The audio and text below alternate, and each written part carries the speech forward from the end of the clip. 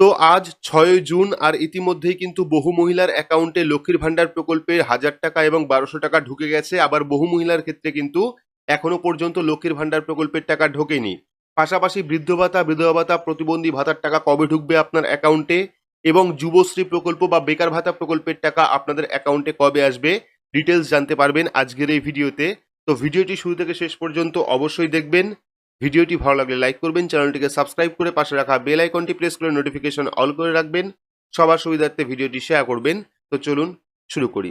তো এখানে আপনারা লাইভ দেখতে পাচ্ছেন একটা এসএমএস, যেখানে কিন্তু লক্ষ্মীর ভান্ডার প্রকল্পের ১,০০০ টাকা ৫/৬/২০২৪-এ এই মহিলার অ্যাকাউন্টে ক্রেডিট হয়েছে। এরকম কিন্তু বহু মহিলার অ্যাকাউন্টেই লক্ষ্মীর ভান্ডার প্রকল্পের টাকা ৪ তারিখ থেকে ঢোকা শুরু হয়ে গেছে। তো এটা ৫ তারিখ ৫/৬/২০২৪ দেখতে পাচ্ছেন, লক্ষ্মীর ভান্ডার লেখা রয়েছে এবং ১,০০০ টাকা কিন্তু এই মহিলার অ্যাকাউন্টে ক্রেডিট হয়ে গেছে। আপনারা অবশ্যই নিজের ব্যাংক অ্যাকাউন্ট চেক করে নেবেন। যাদের এখনো পর্যন্ত লক্ষ্মীর ভান্ডার প্রকল্পের টাকা ঢোকেনি, তারা আজকের দিন অথবা কালকের দিন পর্যন্ত ওয়েট করুন, অবশ্যই আপনার অ্যাকাউন্টে টাকা ঢুকে যাবে।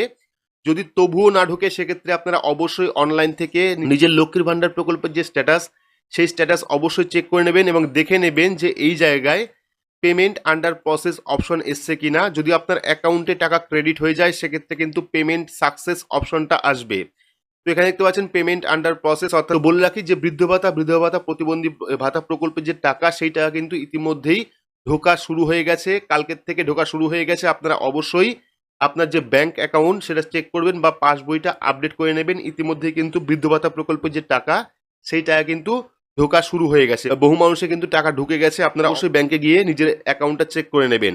এবার বলে রাখি যে বেকার ভাতা প্রকল্প বা যুবশ্রী প্রকল্পের টাকা আপনার অ্যাকাউন্টে কবে ঢুকবে। তো যুবশ্রী প্রকল্পের টাকাও কিন্তু এই সপ্তাহের মধ্যে আপনাদের অ্যাকাউন্টে ক্রেডিট হবে, এরকমই কিন্তু আপডেট রয়েছে। ২ মাসের টাকা পেন্ডিং রয়েছে এবং ২ মাসের টাকা কিন্তু ছাড়া হবে, এমনটাও কিন্তু আপডেট রয়েছে। অর্থাৎ যুবশ্রী প্রকল্পের টাকাও কিন্তু আপনারা এই সপ্তাহতেই আপনাদের অ্যাকাউন্টে পেয়ে যাবেন ১,৫০০ টাকা করে।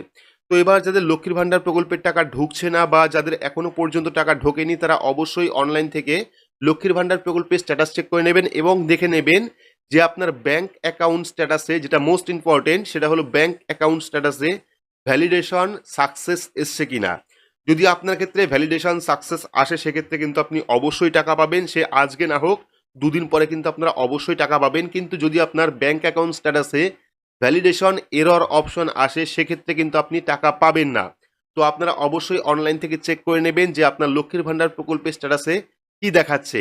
পাশাপাশি বেনিফিশিয়ারি স্ট্যাটাসে অ্যাক্টিভ বেনিফিশিয়ারি রয়েছে কিনা বা ব্যাংক ভ্যালিডেশন এরর রয়েছে কিনা, সেটাও আপনারা দেখে নেবেন। অনেকের ক্ষেত্রে অনেকে আমাকে কমেন্ট করছিলেন যে লক্ষ্মীর ভান্ডার প্রকল্পের স্ট্যাটাস যখন চেক করছেন, তখন পেমেন্ট প্রসেস দেখাচ্ছে বা পেমেন্ট সাকসেস দেখাচ্ছে, কিন্তু তাদের অ্যাকাউন্টে টাকা ঢুকছে না।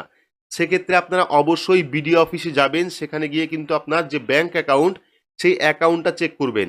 অর্থাৎ ব্যাংক অ্যাকাউন্ট আবারও আপডেট করাবেন, কারণ অনেকের ক্ষেত্রে ব্যাংক অ্যাকাউন্ট ভুল থাকার কারণে কিন্তু তাদের অ্যাকাউন্টে লক্ষ্মীর ভান্ডার প্রকল্পের টাকা ঢুকছে না, কিন্তু স্ট্যাটাসে পেমেন্ট সাকসেস আসছে। অর্থাৎ টাকা কিন্তু ক্রেডিট হচ্ছে, কিন্তু নিজের অ্যাকাউন্টে টাকা ক্রেডিট হচ্ছে না, অন্য অ্যাকাউন্টে টাকা চলে যাচ্ছে। সেক্ষেত্রে আপনারা অবশ্যই নিজের ব্যাংক অ্যাকাউন্টটা চেক করে নেবেন। পাশাপাশি যারা এখনো পর্যন্ত ব্যাংকের সাথে আধার কার্ড লিঙ্ক করাননি বা কেওয়াইসি কমপ্লিট করাননি, তারাও অবশ্যই কেওয়াইসি কমপ্লিট করে নেবেন, না হলে কিন্তু লক্ষ্মীর ভান্ডার প্রকল্পের টাকা পাবেন না।